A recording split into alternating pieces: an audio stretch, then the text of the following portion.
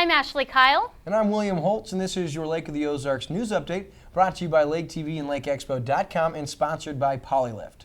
Today we'll be talking about a toxin found in Camdenton soil has some residents concerned, how new electric regulations could change how you wire your dock. How low can you go? The lake is playing a game of limbo that many folks aren't very happy about. And a local veteran who does it all. But first, let's look at events going on this weekend you won't want to miss. The Sunrise Beach Little Theater is putting on another one of their spectacular performances this weekend. It's the Spring Fling, a variety show that includes lots of local talent and hilarious one-act plays called The Curse of the Carstairs. The play features many of over-the-top characters found in an English manner. You can catch the show on Friday or Saturday night at 7 p.m. Doors open at 6. Tickets are $8 for adults and $5 for kids 12 and under. And one of our favorite things about the Sunrise Beach Little Theater is that you are welcome to bring your own beverages and food. So grab a bottle of wine and some cheese and crackers and enjoy an affordable dinner and a show this weekend. There's never been a better time to get your swing dance on. The Lake of the Ozarks Swing Dance Club is hosting their monthly party on Saturday from 7 to 11 at the Ozark Yacht Club. They're celebrating St. Patty's Day, so the theme is Wearing of the Green. Admission for club members is just $7 and non-members and guests are $10. And as always, you don't have to know how to swing dance or have a dance partner to enjoy this event. They offer a free dance lesson at 7 p.m. and everyone is welcome.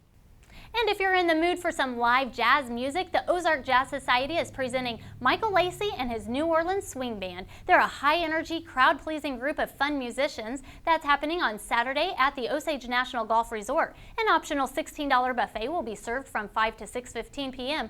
The concert starts at 6:30. Tickets are $12.50. For more information, go to www.lakeozarkjazz.org.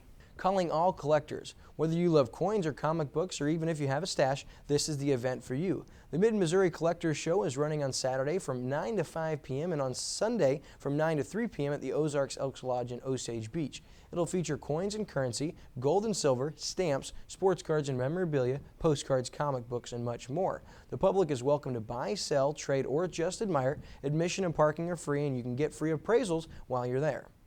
Many of you probably know that this Sunday is Palm Sunday. What you may not know is that it is also the 38th annual Palm Sunday Art Show. The exhibit features amateur and professional artists. Past shows have included all kinds of paintings along with ceramics, sculptures, wood carving, and fiber art. The work will be exhibited at the Quality Inn in Lake Ozark on Saturday from noon to 5:30 and on Sunday from noon to 4. On Sunday, you can also catch local professional artist Lynn Ferris, who will be judging the works, followed by an award ceremony at 3. And if you're feeling artistic but need a little more guidance than some of the artists at Palm Sunday Art Show, head over to the Shawnee Bluff Winery for wine glass printing. Inspired brushes will be there to encourage and, of course, inspire you as you enjoy the great view from the winery. That's on Sunday at 3 p.m. and these events are very popular, so make sure you reserve your spot ahead of time. Well, that's just some of what's happening here at the lake this weekend. You can go to lakeexpo.com for a complete list of events, but stay with us because coming up we'll find out if you should be concerned about toxins in your water and soil, and when is the lake level going to go back up. That and much more after a word from Polylift Boat Lifts. Polylift Boat Lifts. Your boat is a major investment. Make sure it sits on a Polylift. When you need a boat lift to raise your boat out of the water, choose the one voted best boat lift at the lake. Choose Polylift. Any size, built with the best quality construction, a lifetime warranty on the tanks, and the service to stand behind it. We don't just build boat lifts, we build Polylifts. We don't just build boat lifts, we build Polylifts. What's been happening at the lake? Well, here's a look at some of the most talked about stories from the past week. Will, you might remember that last month the Lake Ozark Board was involved in a heated debate about limiting the number of raises an employee can get in a single year. Yeah, Ashley, the thing was they couldn't really agree, so they tabled the discussion to gather more information. That's right. In fact, 2 city department heads in particular were strongly opposed to the change. Public Works Director Matt Michaelick and Police Chief Gary Launderville thought the move would take away a reward for city employees who worked hard to get a promotion. After spending weeks gathering information, the Board of Aldermen ironed out a final policy on March 8th. The changes were minor, and in the end, the city mostly maintained the status quo. City Administrator Dave Van D said the only change is that the new policy makes a difference between a raise after a new employee's 6-month probation period and an employee who is completing 6 months of disciplinary probation. The board approved it unanimously with no comment, but I've got a feeling that won't be the last time they disagree on something. If you're a dock owner in Camdenton, you'll officially need to bring your dock up to code or your electrical service for it to be cut off. Now, earlier this month, Camdenton's Board of Aldermen approved revisions to the building code that affects dock electrical connections. Specifically, the new regulations require compliant breakers. The changes also allow any non-compliant systems to be disconnected. The changes means that the City of Camdenton rules are now in line with the National Electrical Code and other lake area jurisdictions. I heard that the state is also revising their codes. Is it possible dock owners will have to make more changes after the state regulations are passed? Now, actually, Ashley, the Building and Zoning Director, Dennis Croxton, says state representatives are using the lake rules as a model to write new state codes statewide. That way, any updates dock owners might make will align with new state regulations. A new understanding of how toxins move through the environment has some Camdenton residents concerned about their health. A recent soil test around the former Modine manufacturing plant in Camdenton contained 1,000 times the acceptable levels of a toxin called trichloroethylene, or TCE. Now, TCE breaks down quickly in the air but slowly in soil, and it stays in groundwater for a very long time. The news that TCE is on the property isn't new, however. In 1998, an unacceptable amount of the chemical was found in the Mulberry Well in Camdenton, and the well was removed from the city's water supply. It's important to note that the contaminated well is isolated, and Camdenton says city water is safe to drink. So Ashley, this isn't really news at all. If we knew back in 1998 that the water was contaminated, why are we revisiting the issue now? The renewed concern is because researchers have learned more about the chemical and how it spreads. Specifically, in 2011, scientists learned that TCE can lead to cancers, non-Hodgkin's lymphoma, fetal heart malformations. They also found out that something called vapor intrusion can spread the contamination. Basically, the chemical vapors from the polluted soil and groundwater can move into nearby buildings and homes.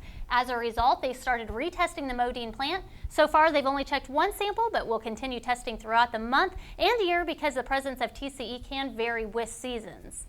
Attorney Chandler Gregg said he is also concerned about the accuracy of the original test results from years ago because the EPA cited Modine Manufacturing for misrepresenting data back in 2009 when they closed the plant. That's right. So because this new information has popped up, the DNR and the Missouri Department of Health and Senior Services held a public meeting on March 8th to answer the community's questions. If you have questions or concern, we're going to put some contact information on the screen here. You can reach out to any of these folks because they're trying to make sure accurate information gets out there. We'll keep you updated on any developments with this one. Brush fires taxed local fire departments around the lake as residents continued to burn before we got last week's rain, despite warnings. Ignoring the warnings led to unnecessary use of emergency personnel and endangered property, firefighters, and citizens. In fact, a brush fire in Barnett grew out of control and burned 3 homes and nearly ignited a propane tank last week. According to the Rocky Mount Fire Chief, the fire was started by a landowner burning leaves in spite of a no-burn notice in place for the past 2 weeks. The 3 trailer homes that burned were unoccupied, and thankfully no one was injured. 2 of the trailers were a total loss. Firefighters contained the damage on the 3rd and protected 8 other trailers that were in the fire's path. The moral of the story, always call your fire district to get a burning permit before you burn. It's free, and you might learn that it's not a day to burn. If a fire does get out of control, the person who started it is legally liable for those damage caused. A new judge has been assigned to a Missouri trooper's involuntary manslaughter case, and it has the victim's family questioning the fairness of the trial. Trooper Anthony Piercy is charged with felony manslaughter after Brandon Ellingson drowned while handcuffed and in Piercy's custody in 2014. According to court records, Circuit Judge Kenneth Hayden was assigned to Piercy's case last week. Judge Hayden and Trooper Piercy live in the same community and are both well known. But Craig Ellingson, Brandon's father, is concerned about a conflict of interest because of the close relationships that can happen in a small town. Ellingson contacted Special Prosecutor William Cam Say about the potential issue, and while Say could not comment, we do know that an electronic docket shows that Say filed for a motion of change of judge. Piercy was charged with a felony in December. His trial is scheduled for late September. How long can you go? Well, many folks are asking that question about the Lake of the Ozarks. Last week, the lake hit its lowest level in more than 6 years. The water level measured at the dam was dipping below 653 feet of elevation. That's more than a foot below the standard for this time of year. Now, Amerin does drop the lake level in late winter to get ready for spring rains, but it brought the lake down by another foot last week after the Weather Service called for up to 7 inches of rain in the area. Well, as you know, we got little rain, but not much. So now the lake is low and many docks are no longer floating, but are sitting in the mud. Amerin says they hope spring rains will bring up the water level in the next couple of weeks. In the meantime, it's not a bad idea to get your dock electric checked out, your seawall repaired, or your lift inspected. It seems like every week we learn about another amazing local citizen who has gone above and beyond in helping our community. Well, earlier this month, a local Air Force veteran and business owner received high honors at the state capitol. Missouri Lieutenant Governor Peter Kinder presented Veteran Service Awards to 35 Missouri veterans who are devoted volunteers in their communities. Mike Waggett of Lake Ozark is one of these stellar veterans that we can claim as our own. Mike and his wife Sandy run MSW Interactive Designs. They build websites and help businesses manage their internet and social media presence. They moved to the lake in 2009 after Mike retired from 24 years of service in the Air Force as a colonel. He has an impressive record of involvement in the community, including working at all levels of leadership in the Ozark Coast Kiwanis Club and as chairman for the annual Bagnell Dam Duck Drop and Golf Tournament. He volunteers frequently and helped raise nearly $80,000 every year he does for local children and other charities. Over the years, he's volunteered for the Lake of the Ozarks Convention and Visitors Bureau Board, the Wounded Warrior Care Unit at Fort Leonard Wood, March of Dimes, YMCA, and Big Brothers and Big Sisters. He has also put his internet marketing skills to work by donating to websites for local charities and national veterans organizations. That's right, Ashley. And Lake TV and Lake Expo want to send a big thank you out to Mike Waggett and all the veterans and community members who make our lake and our state a better place to live. And not only that, Mike's a big Buffalo Bills fan, so you know he's good people. We just wrapped up another big charity event here at the lake. That's right, the Daybreak Rotary's 20th annual Winterfest raised more than $40,000 for lake area charities. Not only that, but it was a lot of fun too. More than 260 people gathered in Roaring Twenties costumes to enjoy music, food, and raise money for the community. Proceeds from the Winterfest will support more than 40 local organizations such as CADV, Kids Harbor, Share the Harvest, and many others. Okay, so listen to this, Ashley. Since '97, Daybreak Rotary's Winterfest has raised more than $500,000. That's $500,000 for local charities. That's amazing. And the Rotary also issued a special thank you to the Diamond sponsors, including Redhead Lakeside Grill, Hy-Vee, Not Not Agency, MPICS, Missouri Association Management, and Central Bank of Lake of the Ozarks. Well, that's the lake in a nutshell. I'm Ashley Kyle, and this has been your Lake of the Ozarks News Update. Thanks for watching us on Como Connect Channel 90, and watch anytime on MyLakeTV.com. That's right, and don't forget to connect with us on Facebook and Twitter at MyLakeTV, and you can now check out our recently launched Instagram page at handle my_LakeTV. For Ashley Kyle and the entire news team from here at the Lake TV News Studio, I'm William Holtz, and as always, stay classy, Lake of the Ozarks.